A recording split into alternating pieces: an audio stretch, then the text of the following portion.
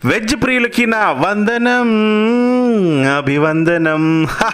Hello పిచ్చకిస్తా crazy food lovers. Veg ప్రియులకి మీ పిచ్చకిస్తా Bobby super delicious veg biryani చేశాడు. అసలు పిచ్చకిస్తా రెసిపీస్ అన్ని ఉండగా వెజ్ రెసిపీసే ఎందుకు అంతలా రిక్వెస్ట్లు చేశారు నాకు అర్థమైంది ఏంటంటే, పిచ్చకిస్తా బాబీని అందరూ non veg king, non veg తోపు ఊపు అంటుంటే అసలు బాబీకి వెజ్ రెసిపీస్ రావేమో అని మీ డౌట్ అని నాకు తెలుసు. మీకు ఒక విషయం తెలుసా, వెజ్ రెసిపీస్ అంటే నాకు పిచ్చి. అందులో వెజ్ బిర్యానీస్ అయినా, వెజ్ పులావ్స్ అయినా, పన్నీర్ పులావ్, మష్రూమ్ బిర్యానీ, చిక్కుడుకాయ బిర్యానీ, అబ్బబ్బబ్బా ఏం చెప్తాంలే. మటన్ చికెన్ అయితే జాంతనే చల్ హట్ అని అనిపిస్తుంది. పిచ్చకిస్తా నాటు స్టైల్లో సూపర్ టేస్టీగా ఉండే వెజ్ రెసిపీస్ మీకు నేను నిరంతరం చేసి పెడుతూనే ఉంటాను. ఇది నా ప్రామిస్. కొత్తగా మన ఛానల్ ఎవరైనా చూస్తున్నారా అయితే ఇప్పుడే సబ్స్క్రైబ్ చేసుకోకండి. ఎందుకంటే ఫస్ట్ నేను మిమ్మల్ని నా బిర్యానీతో ఇంప్రెస్ చేశాకే నేను మిమ్మల్ని అప్పుడు లైక్ కొట్టండి అని అడుగుతాను. మరి పిచ్చకిస్తా వారి వెజ్ బిర్యానీ ఎలా ఉంటుందో ఒకసారి చూపిస్తాను, చూసేయండి సరదాగా. ఫస్ట్ వెజెస్ తీసుకుందాం. మనిషికి చొప్పున 100 గ్రాములు కాలీఫ్లవర్, అంటే నలుగురికి 400 గ్రాములు. అలా 1 ఇంచు సైజు కట్ చేసుకొని ఒకరికి ఒక పచ్చిమిరపకాయ, అలా 4 పచ్చిమిరపకాయలు ఒకవైపు ఘాటు పెట్టుకోవాలి. ఇలాగా పెట్టుకొని అడ్డంగా డివైడ్ చేయాలి. సేమ్ అలాగే క్యారెట్ 4 ఇలా పొడవుగా కట్ చేసుకోవాలి.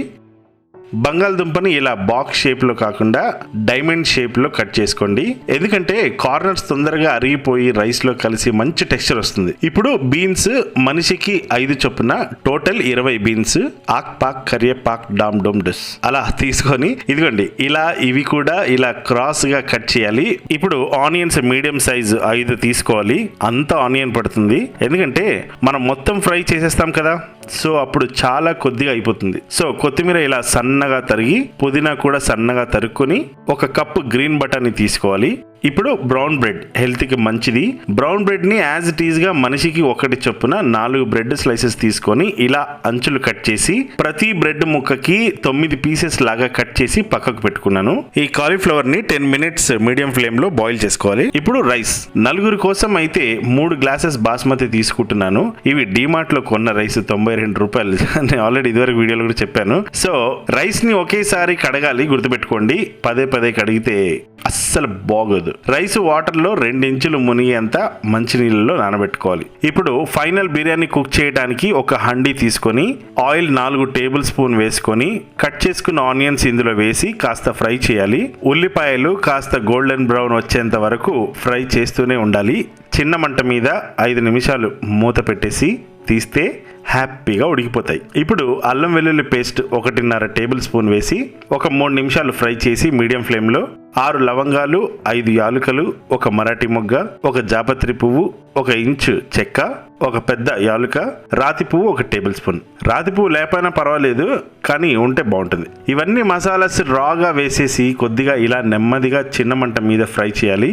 జీడిపప్పు 20, పచ్చిమిరపకాయలు ఇందాక చూపించాను కదా సేమ్ క్వాంటిటీ వేసేసి ఇప్పుడు గ్రీన్ బఠానీలు వేసి కాస్త ఇలా ఫ్రై చేయాలి. ఇప్పుడు బిర్యానీ ఆకు ముందుగా వేయలేదు, ఎందుకంటే చాలా స్పైసీ అయిపోతుంది కాబట్టి. అందుకే ఇప్పుడు లైట్గా స్పైసీ కోసం ఆకు తింటావా ఆకు వేసుకొని ఇప్పుడు 1 కప్పు కొత్తిమీర అండ్ 1 కప్పు పుదీనా ఇందులో వేసేసి ఇక మిగతా వెజ్జెస్ అన్ని వేసుకోవాలి. క్యారెట్, బీన్స్, బంగాళదుంప, గోపి పువ్వు అనగా కాలీఫ్లవర్, ఇవన్నీ వెజ్జెస్ వేసాక 5 నిమిషాలు మూత పెట్టేసి లో ఫ్లేమ్ లో ఫ్రై చేయాలి. ఈ లోపు కాస్త మగ్గి ఉంటాయి. ఇప్పుడు కాస్త లేపేసి ఉప్పుని వేసి, కారం పొడి 2 టీ స్పూన్స్, జీలకర్ర పొడి 1 టీ స్పూన్ వేసి బాగా కలిపేయాలి. ఇలాగా పసుపు పొరపాటున వేయద్దు, గుర్తుపెట్టుకోండి, లేదంటే అది పులిహోర అవుతుంది. ఇప్పుడు ధనియాల పౌడర్ 1 టీ స్పూన్ వేసి కలిపేశాక ఘీ 1 టేబుల్ స్పూన్ నిండా వేసేయండి. మీరు ఆయిల్ కొద్దిగా తగ్గించుకొని ఘీ పెంచినా సూపర్, చాలా బాగుంటుంది. ఇప్పుడు టొమాటో ప్యూరీ చేసాం కదా, అది ఇందులో స్ట్రైట్గా వేసేసి ఇప్పుడు ఒక 5 నిమిషాలు మళ్ళీ లో ఫ్లేమ్లో మూత పెట్టేసి నూనె ఇలా తేలుతున్నప్పుడు పెరుగు 1 కప్పు నిండా ఇందులో వేసేసి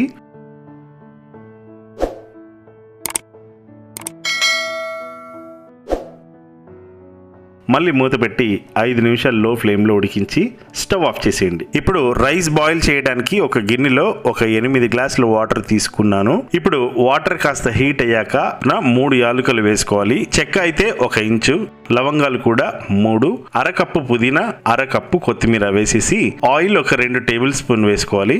ఇప్పుడు కాస్త ఇలా గరిటె పెట్టి కెలికేసి మూత పెట్టి ఒక 5 నిమిషాలు వదిలేయండి. బిర్యానీ రైస్ ని ఇలా పక్కకు ఉడికించేటప్పుడు గుర్తుపెట్టుకోండి, 1 గ్లాస్ రైస్ కి 3 గ్లాసెస్ వాటర్ వేయాలి. ఎందుకంటే మనం వాటర్ డ్రైన్ చేస్తాం కాబట్టి మనం 750 గ్రామ్స్ అంటే 3 గ్లాసెస్ రైస్ తీసుకున్నాము కాబట్టి 9 గ్లాసెస్ వాటర్ పోయాలి. ఇప్పుడు ఇలా ఫుల్ బాయిల్ అవుతుంది కదా, ఎసరు బాయిల్ అవ్వడం స్టార్ట్ అయిన దగ్గర నుంచి కనీసం 5 నిమిషాలు ఉడికించాలి. ఎందుకంటే మనం వేసిన మసాలాలో నుంచి పులుసు కారాలి కదా, అందుకని రైస్ వేసాక హై ఫ్లేమ్ లోనే పెట్టాలి, గుర్తుపెట్టుకోండి. అండ్ గరిటెతో అప్పుడప్పుడు ఇలా ఇలా చూడాలి. సో రైస్ ఉడుకుతున్నప్పుడు ఈ పిప్పి ఏదైతే ఉందో దీంట్లో విషయం పోయి ఉంటుంది కాబట్టి తీసి పాడేసేయండి. నాలాగా మళ్ళీ దాన్ని తీసుకొని పక్కకు పెట్టి దాంతో చారు కాసుకోవాలి, పులుసు పెట్టుకోవాలి అనే కకృతి వద్దు. సో ఇప్పుడు రైస్ 80% ఉడికింది సక్సెస్ఫుల్ గా కాబట్టి ఇప్పుడు ఈ రైస్ ని కంప్లీట్ గా ఒక చుక్క వాటర్ లేకుండా వడగట్టేసి ఇప్పుడు ఈ వెజ్జెస్ ప్రాపర్ గా ఉడికిపోయాయి కదా, 90% ఉడికిపోయాయి. ఇప్పుడు దీంట్లో మనం రైస్ వేస్తాం కాబట్టి ఒక హాఫ్ గ్లాస్ వాటర్ వేసేసుకొని సిమ్లో పెట్టేసుకొని ఇప్పుడు దీని మీద రైస్ పెట్టేసుకోవడమే. ఈ వెజీస్ పైన రైస్ వేసేసుకోవాలి. ఇలాగే ఈక్వల్ గా స్ప్రెడ్ చేసుకొని ఒక టేబుల్ స్పూన్ బర్రె నెయ్యి కానీ ఆవు నెయ్యి కానీ ఇలా మొత్తం అక్కడక్కడ వేసుకొని ఇప్పుడు ఒక పెన్నం మీద బటర్ ని ఇలా కాస్త పెయింట్ వేసినట్టు వేసేసి బ్రెడ్ ముక్కల్ని ఇలా ఫ్రై చేసుకోవాలి. మామూలుగా అందరూ డీప్ ఆయిల్ ఫ్రై చేస్తారు కానీ నాకు అసలే ఫ్యాట్ కావాల్సినంత ఉంది. సో ఇలా అంటనట్టుగా ఇలా ఫ్రై చేసుకొని, నిజానికి ఇది హెల్దీ పద్ధతి తెలుసా మీకు? బిర్యానీలో బ్రెడ్ ముక్కల్ని కొరుకుతుంటే నోట్లో ఆ యమ్మీనెస్, ఆహా, క్రిస్పీగా సూపర్ అసలు కదా. ఇప్పుడు గీలో లైట్ గా ఫ్రై చేసిన జీడిపప్పుని ఈ రైస్ మీద వేసుకొని కొత్తిమీరని వేసుకొని క్రిస్పీగా ఫ్రై చేసిన బ్రెడ్ ముక్కల్ని ఇందులో పెట్టేసి మూత పెట్టి ఒక 15 నిమిషాలు లో ఫ్లేమ్లో దమ్మిస్తే ఇలా అవుతుంది. వాహ్ తాజ్ లాగా, వాహ్ బాబీ వెజ్ బిర్యానీ అనాలి. Super delicious veg biryani for you guys, trust me అండి.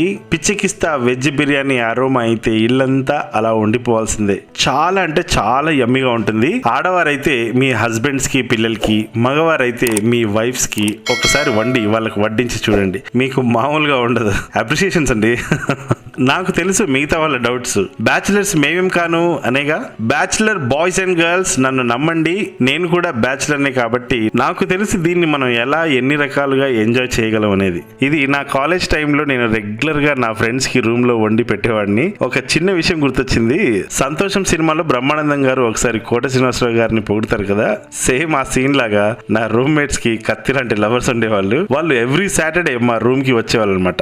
ఒక్కరు కాదు, 4, ప్రతి ఓడికి గర్ల్ ఫ్రెండ్. సో వాళ్ళందరికీ మా ఫ్రెండ్స్, హే శ్రీలత, మా వాడు వెజ్ బిర్యానీ మస్తు చేస్తాడు తెలుసా, వండిండంటే కిరాక్ అయిపోతావు అని వాళ్ళతో అడిగించి నా చేత వండించేవాళ్ళు. అసలే అమ్మాయిలు అందులో కత్తిలాగా ఉన్నారు. అమ్మాయిలు అడిగితే ఏ అబ్బాయినా కాదంటాడా చెప్పండి. అందుకే సచ్చినట్టు వండేవాడిని. మళ్ళీ వాళ్ళందరూ వెళ్ళిపోయాక ప్లేట్లు నేనే కడుక్కునేవాడిని, అది వేరే విషయం, తప్పదుగా. సో ఇప్పుడు అడుగుతున్నాను, మీకు ఈ రెసిపీ నచ్చిందా? అయితే లైక్ కొట్టి మీ మనసుని కింద కమెంట్ బాక్స్లో విప్పండి. అలాగే మీరు ట్రై చేసి ఎలా వచ్చిందో ఒక పిక్ తీసి నన్ను ఇన్స్టాగ్రామ్లో ఫాలో కొట్టి నన్ను ట్యాగ్ చేసి నాకు ఇన్బాక్స్లో పెట్టండి. ఇప్పుడు తర్వాయి భాగం చిత్రలహరి. ఈ పాట వినే ముందు సైలెంట్గా మీ పక్కన ఎవరు లేకుండా చూసుకొని ఇయర్ ఫోన్స్ పెట్టుకొని, చల్లని వెదర్ లేకున్నా పర్వాలేదు, నేను ఆ వెదర్ని క్రియేట్ చేస్తాను మ్యాజిక్ చేసి మీకోసం.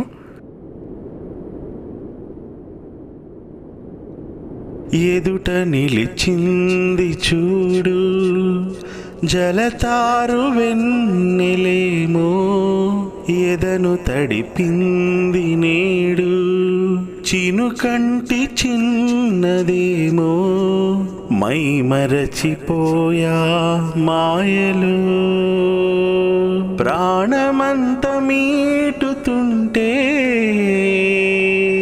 వాన వీణలా ఎదుట నిలిచింది చూడు, నిజం లాంటి స్వప్నం ఎలా పట్టి ఆపాలి కలే అయితే ఆ నిజం ఎలా తట్టుకోవాలి ఎర్రబటను ఇక్కడ నొక్కు నచ్చితేనే లైక్ని కొట్టు పాత రెసిపీలు చూడు నచ్చకుంటే నా పీకని పిసుకు షేరు చెయ్యకుండాను ఉండకు ఎందుకంటే మా ఇంట్లో పాట పాడు అంతేకాని ఎందుకంటే మా ఇంట్లో పప్పుచారు పులిహోర వాళ్ళు అడిగారా వద్దు అలాగే ఏంటో పాట పాడుకునేవారు వినపడింది మిమ్మల్ని కాదండి